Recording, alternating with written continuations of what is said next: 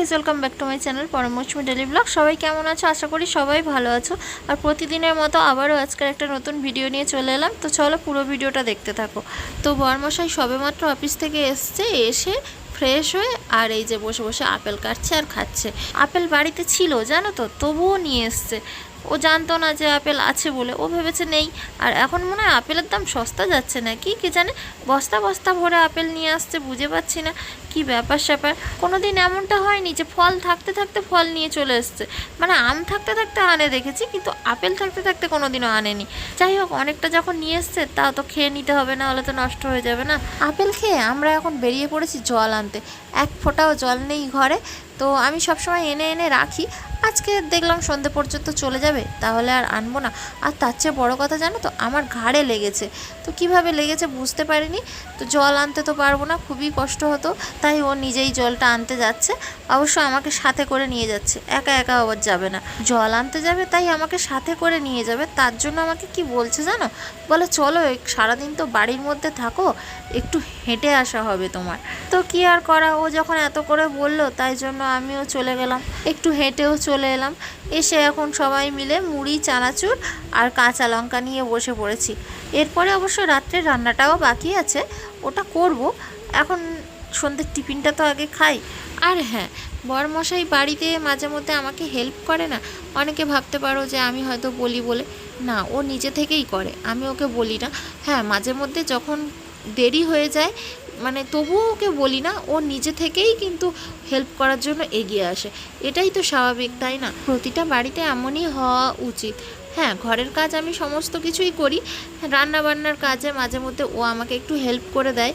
যখন দেখা যাচ্ছে একটু রাত হয়ে যাচ্ছে বা অফিসে যেতে লেট হয়ে যাবে, তো ও আমার সঙ্গে একটু হেল্প করে দেয়, বা দুজনে বসে বসে গল্পও করছি আর একসাথে কাজও করছি, এরকমও হয় অনেক সময়। এই দেখো, এখন আবার নিজের কাজ নিয়ে কিন্তু বসে গেছে। আর পরম একটা জাহাজ এঁকেছি, শুধু দেখো। একটা জিনিস কিন্তু খুব ভালো হয়েছে, ওর বাবা খালি রং পেন্সিলগুলো এনে দেয়, শপিং মলে যায় যতবার ততবারই কালার পেন্সিলগুলো আনে। তো দুবার কালার পেন্সিল এনে দিয়েছে। ও কিন্তু বসে বসে বাড়িতে এখন খুব রং করে, আঁকে।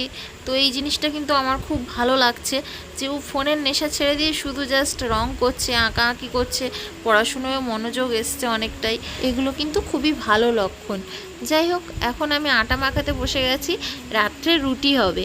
এখানে অবশ্য আমি নিজেই করে নিচ্ছি, বরমশাইকে কিন্তু হেল্প করতে বলিনি। ও কিন্তু নিজে থেকেই বলছিল তোমার ঘাড়ে লেগেছে, আটাটা আমি বেলে দেবো। আমি বলেছি যে না, দরকার নেই, আমি পারবো করে নিতে। তুমি সারাদিন কাজ করে এসছো, আর কিছু করার দরকার নেই। হ্যাঁ, কষ্ট হচ্ছে, ঘাড়ে লেগেছে যেহেতু, তো তবুও করে নিচ্ছি আমি। আর ওদিকে তো দেখলে ভেন্ডি ভাজা হচ্ছে।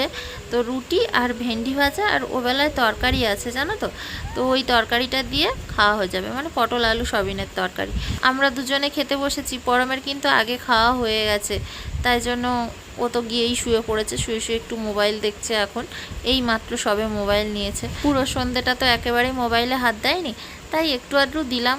একেবারে তো নেশা ছাড়বে না, তো একটু আধটু হলেও তো দেখবে না। এখনকার বাচ্চারা মোবাইল ছাড়াও আবার চলবে না, একেবারে একটু হলেও দেখতে দিতে হবে, তাই না? যাই হোক গাইস, আজকের ভিডিওটা এই পর্যন্ত, একদম ছোট্ট একটা ভিডিও হলো। তো তোমরা যারা একেবারে শেষ পর্যন্ত পুরো ভিডিওটা দেখলে, তোমাদের অসংখ্য ধন্যবাদ। আবারও দেখা হচ্ছে পরে একটা ভিডিওতে। তো চলো, সবাই খুব ভালো থেকো, সুস্থ থেকো, সাবধানে থেকো। আজকের মতো সবাইকে গুড নাইট, টাটা।